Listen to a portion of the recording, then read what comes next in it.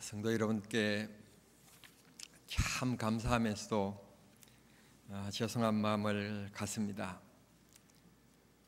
지난 한 주간 동안에 교회 앞에 강구 없이 한 주간 동안 교회를 비웠습니다.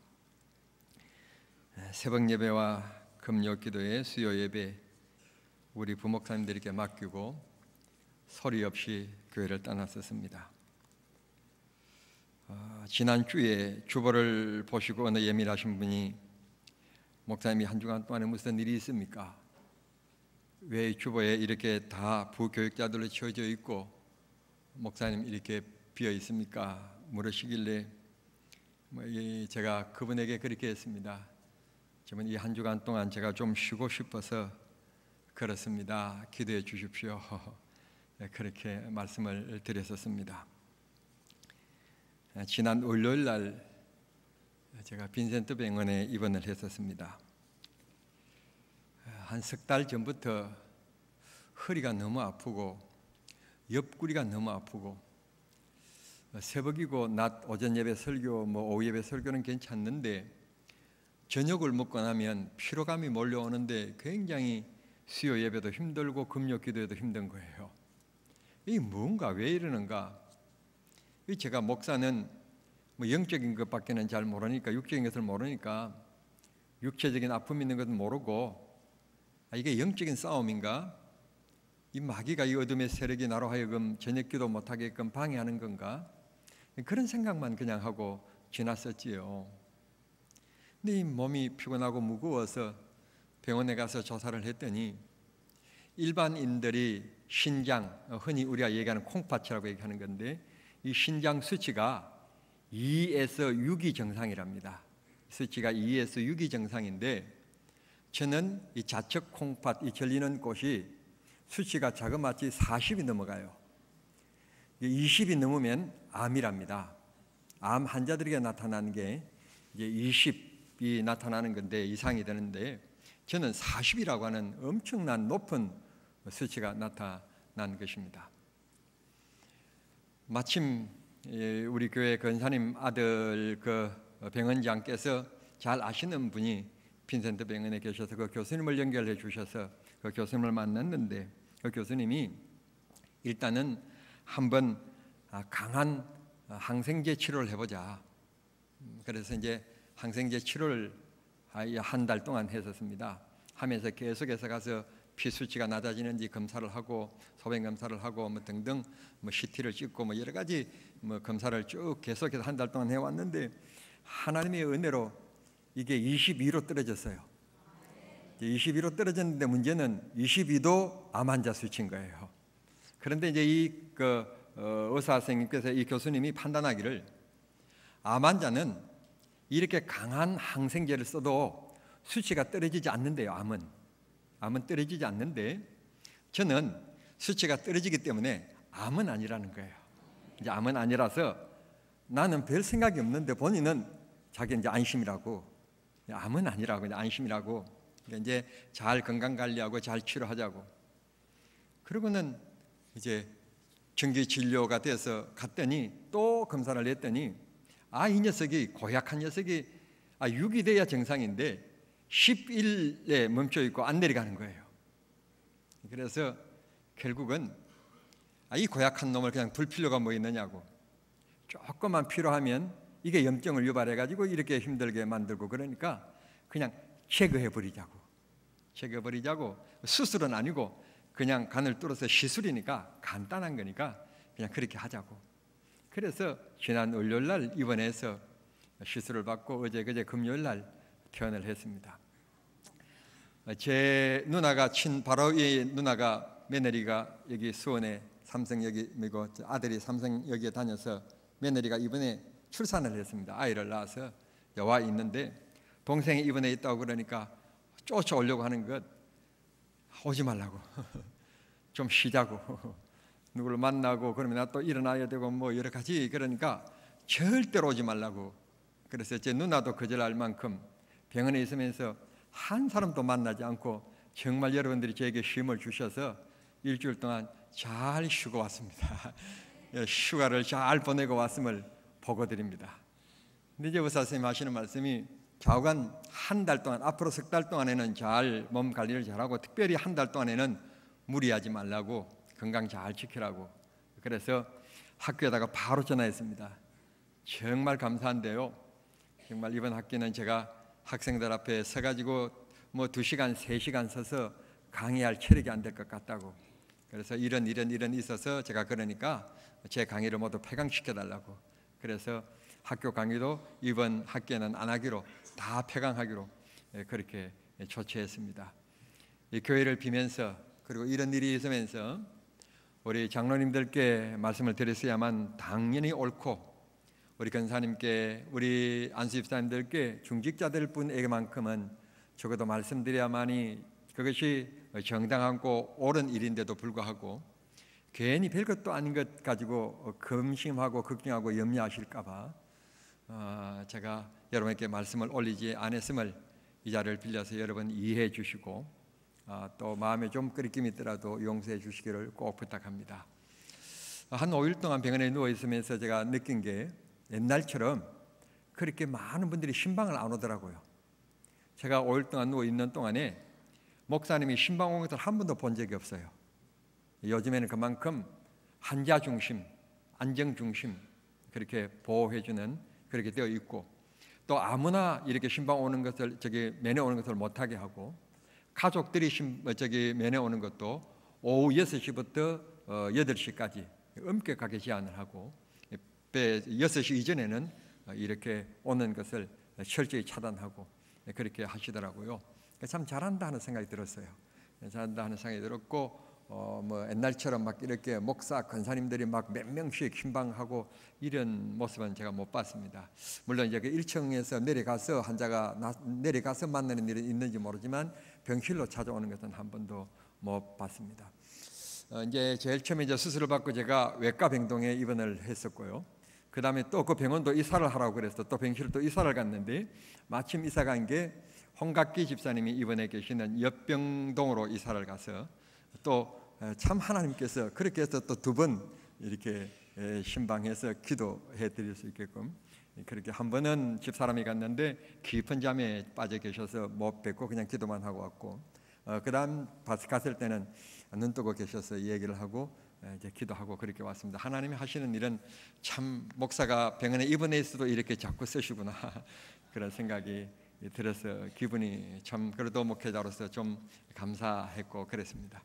성도 여러분, 크게 염려할 것 없고요, 근심할 것 없습니다. 좀 제가 목사 자신의 몸 관리를 잘 못해서 여러분에게 심려를 끼쳐드린 점 죄송하게 생각합니다. 자, 오늘은 전국 교회가 지키는 3.1절 100주년이 되는 참 뜻깊은 주일입니다. 성도 여러분, 역사를 어떻게 바라보느냐라고 하는 것은 각각의 사상과 인생관에 달라서 좀 다를 수 있습니다만은, 저는 목사이기 때문에 3.1절을 어떻게 바라보는가 하면 저는 이렇게 바라봅니다. 여러분들이 저의 생각과 역사관에 동조해 달라고 말하지는 않습니다만, 제 생각은 적어도 이렇습니다. 3.1절 운동이 너무너무 귀합니다. 너무너무 소중한 일입니다. 일본에게 강압적으로 우리는 주권을 빼앗겼고, 심지어는 말까지 뺏기고 성씨까지 뺏긴 철저히 지배받는 식민지였었습니다. 이런데 우리의 독립, 자유를 위해서, 독립을 위해서 만세를 불렀다는 것은 정말 목숨을 내어놓지 않고는 그런 일이 있을 수가 없는데, 정말 존경스러운 독립투사들이 이 땅에 많이 계셨습니다.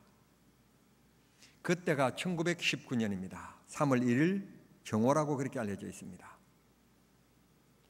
성도 여러분, 민족 대표 33인 중에 절반이 기독교인이라고 얘기합니다. 아시는 바와 같이 1919년을 중심으로 보면 그 위에 신라, 고구려, 백제 해서 쭉 거슬러 올라가면 불교가 이 땅에 들어온 지 1000단위로 역사를 얘기합니다. 1000단입니다. 천주교가 이 땅에 들어온 지 얼마가 됐습니까? 천주교는 100년이 넘은 때였습니다. 천도교는 어떻습니까? 말할 수 없습니다. 기독교는 1885년에 아펜셀라와 언더우드 박사에 의해서 이 땅에 들어왔습니다. 그 앞에 들어온 알렌 박사에 의해서 1884년에 기준을 주신 분도 계십니다만 공식적으로는 1885년이라고 알려져 있습니다. 그러면 1919년은 약 35년 정도 된 앳된 기독교입니다.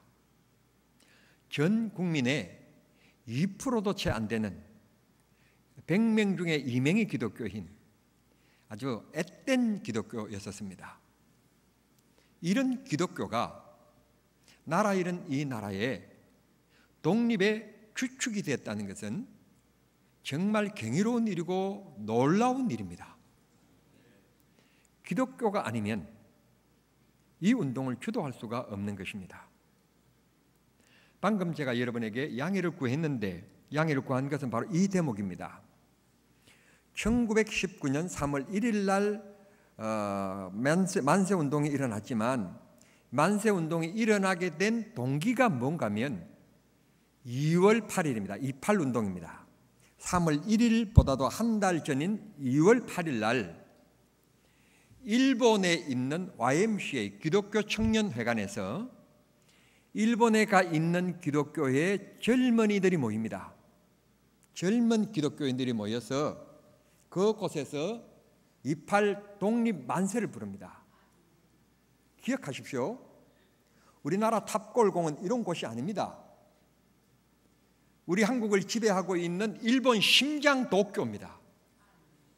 일본 심장에서 순교를 각오하지 않으면 있을 수 없는 일입니다. 기독교인입니다. 기독교인들이 28 독립운동을 일으킨 겁니다. 그 영향의 불씨가 3월 1일 독립운동이 이루어졌고 3월 1일 독립운동을 계기로 해서 5월 달에 상해 임시정부가 세워지게 된 것입니다. 젊은이 여러분, 저는 여러분들에게 꼭 얘기해 주고 싶습니다. 역사의 흐름을 반드시 알아라. 역사를 바로 직시해라. 기독교는 애국의 종교고 나라 사랑의 종교다. 나라의 대통령이 좀 부족할 수 있으나 그 대통령이 잘못되면 나라가 잘못되기 때문에 그 대통령과 내가 정치가 안 맞을, 정치 사상이 안 맞을 수 있지만 그럼에도 불구하고 나라를 위하여 기도해야 될 이유, 언제나 기독교인은 내가 찍어서 선출한 당선된 대통령이든지 내가 안 찍은 대통령이 되었든지 간에 불문하고 우리는 언제든지 나라를 위하여 기도하는 선배들이 그렇게 해오셨으니까 이게 기독교 정신이에요. 우리 모두 이 3.1절 100주년이라고 하는 이 의미 있는 날에 다시 한 번 더 기도할 것은 하나님의 나라가 하나님께 속하게 해 주십시오. 온 민족이 하나님께로 돌아가게 해 주십시오. 경제적으로도 정치적으로도 군사적으로도 대한민국은 지금 중간에 끼어서 우리의 생명의 문제를 미국의 정상과 북한의 정상이 이번 주일날 하노이에서 만나서 우리의 문제를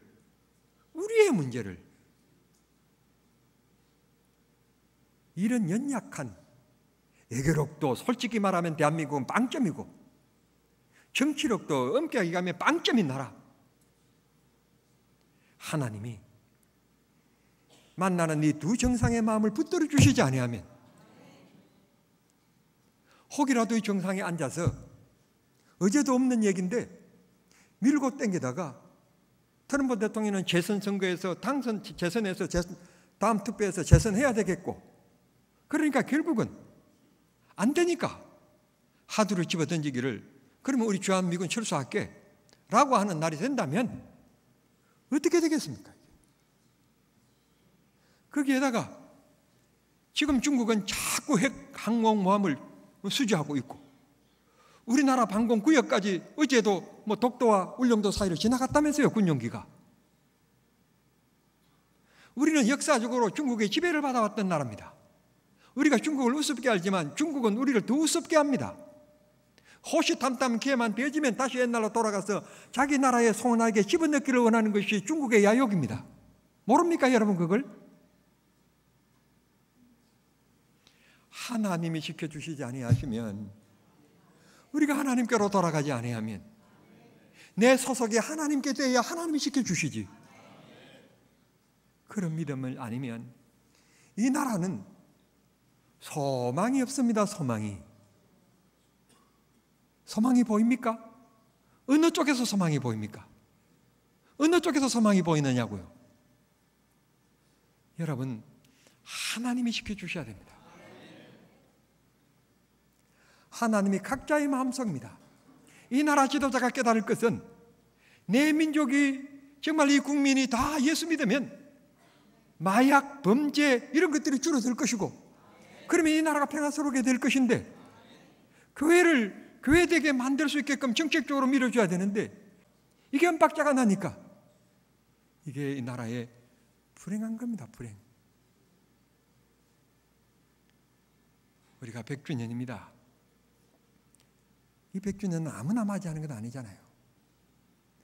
기성시대에 살아가는 우리들이 100주년을 맞았다는 것은 하나님의 크신 은혜고, 하나님의 크신 축복이고, 책임이 있고 의무가 있다는 뜻입니다. 나만 잘 먹고 나만 잘 살면 된다. 그러면 무인도에 가서 우리 가족들과 살면 되죠. 나라라고 하는 조직, 사회라고 하는 조직, 너와 나라고 하는 조직 가운데서는 서로 도와주고 서로 양보하고, 이게 민주사회입니다. 자기만 하는 사회, 자기 기업만 하는 사회, 그거는 민주주의가 아닌 겁니다. 우리 모두 이 독립 100주년을 맞이하면서 역사의 흐름을 반드시 좀 인식하기를 바라고, 오늘 조국 유다가 멸망할 것을 하나님께서 말씀하셨고, 그리고 멸망한 이 유다를 바라보면서 눈물을 펑펑 쏟았던 예레미야가 간곡하게 부탁하는 말씀이 있는데, 1절 말씀에 보면 하나님 여호와께로 돌아오라 그렇게 말씀합니다. 여러분, 많은 초청장을 받으시지요. 수많은 초청장을 받으십니다. 저도 이런저런 곳에서 크고 작은 모임에 초청장을 받습니다. 여러분, 정말 우리가 이 세상에 인생으로 태어나서 꼭 받아야 될 초청장이 있습니다. 여러분, 정말 제가 목사라서 그런 게 아니라, 여러분 정말 심각한 문제가 뭔가 하면, 사람이 사람으로 태어나면 다 안 죽는 사람이 없어요. 다 죽어요. 이거 불변의 원칙입니다. 뭐 백수를 하시든지 120세를 사시든지 분명한 것은 죽는다는 사실이 죽어요. 죽어. 그런데 사람들이 이 목사가 죽는다고 얘기하면 남의 얘기, 딴 나라 얘기로 생각하지 자기 것으로 생각하는 사람이 별로 없어요. 그리고는 너무너무 정말 참 그한 것은, 다른 것은 다 준비하고 보험도 들고 어쩌고 저쩌고 하면서 죽음을 준비하지 않는다는 거예요. 죽음을 준비하지 않아요. 죽음이라는 것이 딱 찾아오면 아니 허둥대다가 상을 떠나는 거예요. 왜 죽음을 준비하지 않습니까? 우리가 하나님께로 돌아가면, 하나님의 초청을 받으면, 하나님의 초청을 받아 그 믿음 안에서 살아가면 죽음의 문제가 해결되어지고, 이 삶의 문제를 주님이 해결해 주시겠다는데 왜 주님께 속하려고 하지 않고, 왜 주님께로 돌아가려고 하지 않습니까? 왜 자꾸 세상에 동무, 친구, 모임, 취미 그런 곳에 자꾸 빠지려고 합니까? 정신을 차리고 여호와께 돌아가고 여호와와 더불어 살아가는 믿음의 성도들이 되어야 될 줄 믿습니다.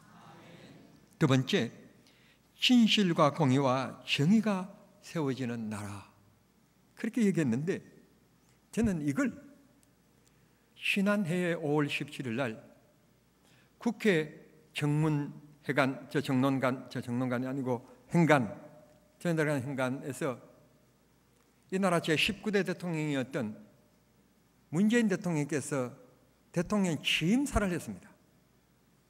대통령 취임사를 제가 들으면서 이런 생각이 들었습니다. 저건 틀림없이 대통령께서 직접 쓰셨다면 아마 대통령께서 천주교인이니까 성경을 읽으셔서 성경에서 나온 얘기고, 연설 비서관이 썼다면 저건 틀림없이 기독교인이 쓴 것이다. 저는 그렇게 생각했습니다. 왜냐하면 그 취임사가 바로 성경적이었습니다. 그게 성경적이에요.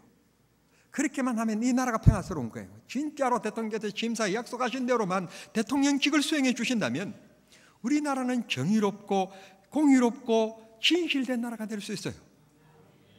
제가 대통령 취임사 일부분을 제가 읽어드리겠습니다. 여러분, 이 성경 이 말씀 그대로예요. 읽어드릴게요. 저는 오늘 대한민국 19대 대통령으로서 새로운 대한민국을 향해 첫걸음을 내딛습니다. 지금 제 두 어깨는 국민 여러분으로부터 부여받은 막중한 소명감으로 무겁고, 제 가슴은 한 번도 경험하지 못한 나라를 만들겠다는 열정으로 뜨겁습니다. 지금 제 머리는 통합과 공존의 새로운 세상을 열어갈 청사진으로 가득 차 있습니다. 2017년 5월 10일 이 날은 진정한 국민 통합이 시작되는 예로 역사에 기록될 것입니다. 우선 근위적인 대통령 문화를 청산하겠습니다. 준비를 마치는 대로 지금의 청와대에서 나와 광화문 대통령 시대를 열겠습니다. 국민과 수시로 소통하는 대통령이 되겠습니다. 퇴근길에는 시장에 들러 마주치는 시민들과 객이 없는 대화를 나누겠습니다. 때로는 광화문 광장에서 대토론회를 열겠습니다. 대통령의 제왕적 권력을 최대한 나누겠습니다. 권력기관은 정치로부터 완전히 독립시키겠습니다. 그 어떤 권력기관도 무소부히 권력 행사를 하지 못하게 견제 장치를 만들겠습니다. 낮은 자세로 일하겠습니다. 국민과 눈높이를 맞추는 대통령이 되겠습니다. 분열과 갈등의 정치도 바꾸겠습니다. 보수와 진보의 갈등은 끝나야 합니다. 대통령이 나서서 직접 대하겠습니다. 야당은 국정 운영의 동반자입니다. 대화를 정례화하고 수시로 만나겠습니다. 빈손으로 취임하고 빈손으로 퇴임하는 대통령이 되겠습니다. 차별 없는 세상을 만들겠습니다. 거듭 말씀드립니다. 문재인 정부에서 기회는 평등할 것입니다. 과정은 공정할 것입니다. 결과는 정의로울 것입니다. 거짓으로 불리한 여론을 덮지 않겠습니다. 공정한 대통령이 되겠습니다. 특권과 반칙이 없는 세상을 만들겠습니다. 상식대로 해야 이득을 보는 세상을 만들겠습니다. 이웃의 아픔을 외면하지 않겠습니다. 쇠된 국민이 없도록 노심초사하는 마음으로 항상 살피겠습니다. 여러분, 대통령 취임사에 나타난 이대로만 되면 이 나라는 진실과 정의와 공의로 나라가 될 것입니다. 세 번째, 3절 말씀 보면 묵은 땅을 갈고 하는 말씀이 나옵니다. 그렇습니다. 우리는 하나님 없는 문화, 삶을 가감히 버리고 성령님이 주시는 새로운 마음을 가지고 살아야 합니다. 묵은 땅을 갈아엎듯 내 삶을 갈아엎기란 쉽지 않습니다.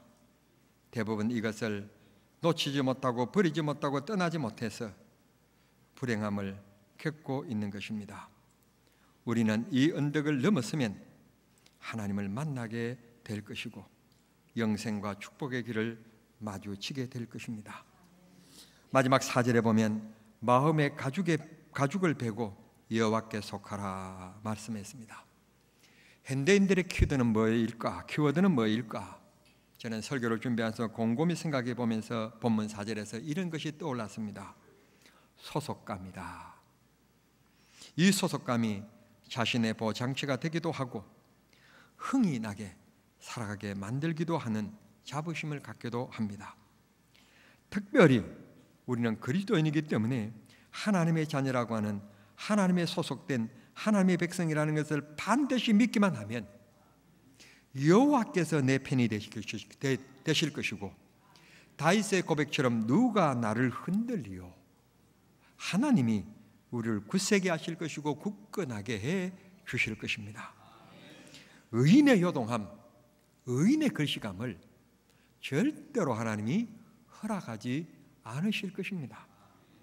하나님이 주시는 은혜와 지혜의 성도가 되도록 하나님께 속한 삶, 그런 소속감을 가지고 살아갑시다. 그런 축복과 기쁨이 이 주일 아침 우리 모두에게 임하기를 우리 주님 이름으로 축원합니다. 기도하겠습니다. 하나님 우리 아버지 감사합니다. 우리가 물 한 모금 마시는 것도 내 자유인 줄 알았는데 물 한 모금 먹고 마시지 못하는 것도 하나님이 하시는 일임을 알게 되었습니다. 아버지, 우리들에게 세상을 이렇게 바라보면서 주일날 아침 상쾌한 마음으로 또 이렇게 따뜻한 좋은 기운 주셔서 주님 앞에 놓게 주신 하나님 감사합니다. 100년 전에 억압 가운데 있었던 우리 민족, 자주 자유를 위해서 독립만세를 불렀던 그 믿음의 선배들을 생각하며 우리 모두 이 나라를 소중히 잘 지켜나갈 수 있게 하시고, 대통령이 잘못 생각하지 않게 하시고, 그 북한 지도자가 잘못 생각하지 않게 하시고, 민족의 장래를 잘 생각하며 화목한 나라가 될 수 있게끔 도와주시기를 기도합니다. 핵이라는 것이 존재하는 한 절대로 평화가 없다는 걸 우리는 잘 압니다. 주님 도와주셔서 이 문제가 바르게 해결될 수 있도록 미국의 지도자가 오판하지 않게 도와주시기를 기도합니다.